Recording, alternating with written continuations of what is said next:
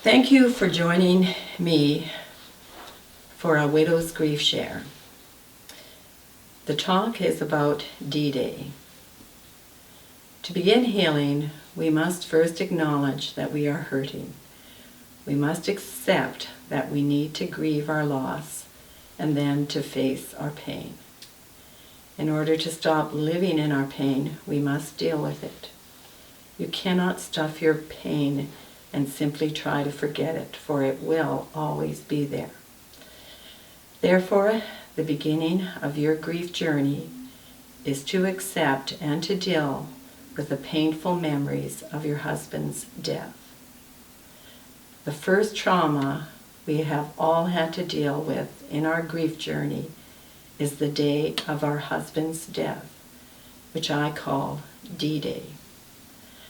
Nothing in your life can prepare you for that day. It is a day etched in your memory forever.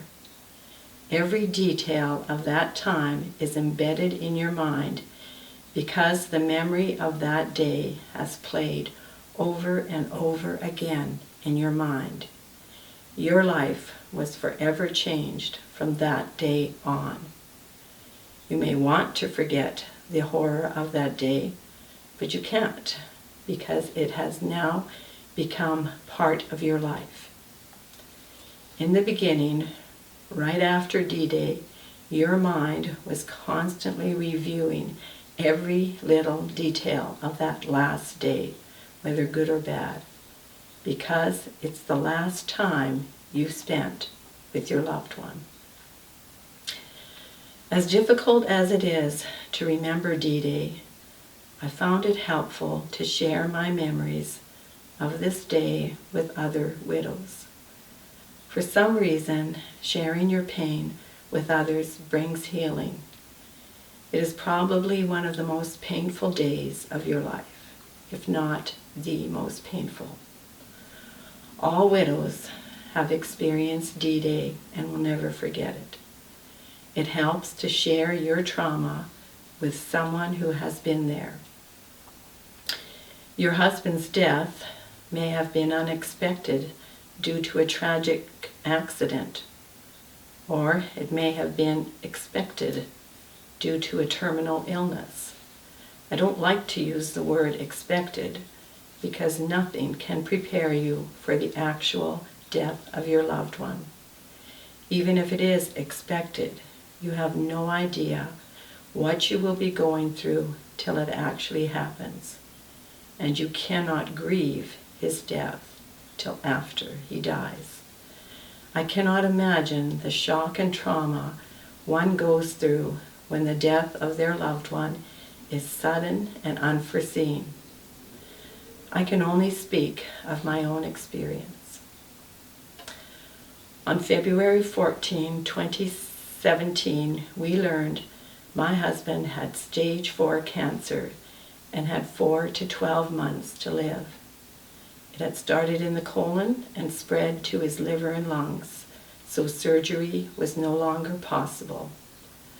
However, the doctor said he might be able to prolong his life for a year with chemo.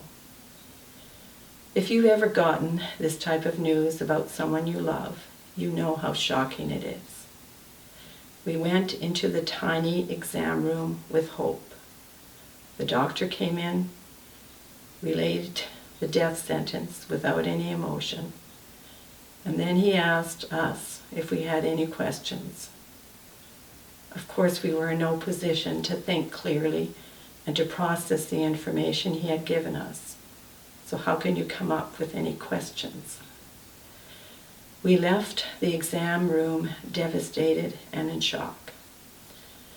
Thankfully, we had our daughter with us, because this is not something we could have handled on our own. Next, you have to share the bad news with your family and friends. Our children also remember when and where they were when they received the news. It's not something you can forget. No matter how devastating the news, you must all hang on to hope and try to encourage one another. My husband chose not to have chemo because of all the negative side effects. He wanted to enjoy whatever time he had left, rather than live while feeling sick and weak from treatment to treatment. He chose quality of life over quantity of life.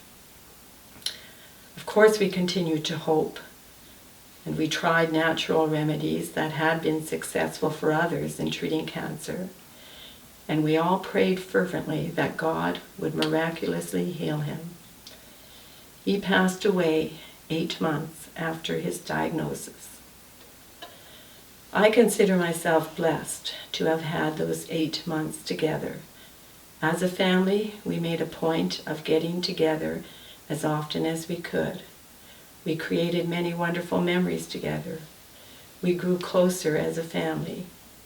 We had the opportunity to express our love and gratitude to our husband, father, and grandfather.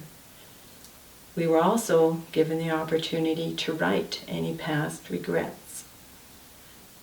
During the last 2 weeks of my husband's life, when we knew the end was near, our children were each able to speak with him privately, to share the things they appreciated about him, to thank him for all he meant to them, and also to forgive him for when he had hurt them, and to ask for his forgiveness for when they had hurt him. I am thankful that we were given the opportunity to say goodbye to him. I treasure that time, even though it was difficult to go through. My husband and I were together 24/7 for the last 8 months of his life. Since he could no longer drive or work, I was his chauffeur and caregiver. As time went on, he required more care than I could give him, and we were able to access palliative care.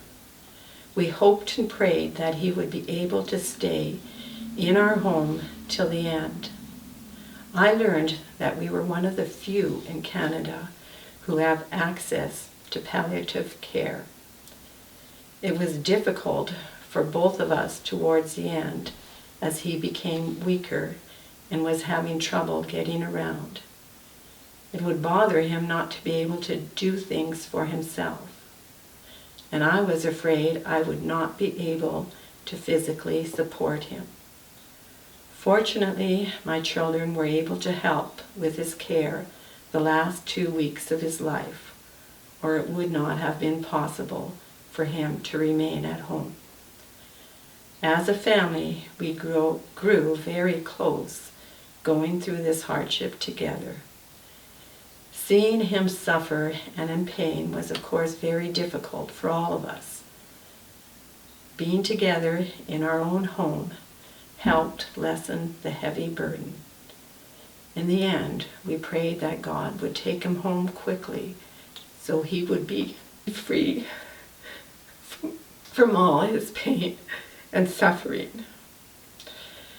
D-Day was the night of November 15, 2017.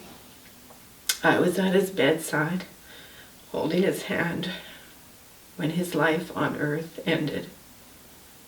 His body was already sick and deceased from the cancer, and it very quickly became cold and pale after he took his last breath.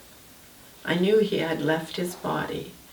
It was not him lying there. He was gone. I watched the men from the funeral home bag his body, put it on a stretcher, strap it down, and remove it from our home. After that, I did not want to touch or see his body again. It's not how I wanted to remember him. I knew he was now living, and I knew in a new, healthy, perfect body. Each person's experience with death is unique. there is no right way or easy way to deal with death. Even though it's a memory we would rather forget, we can't. Therefore, we have to deal with it. You don't want to continue to dwell on your painful memories, to replay them over and over again in your mind.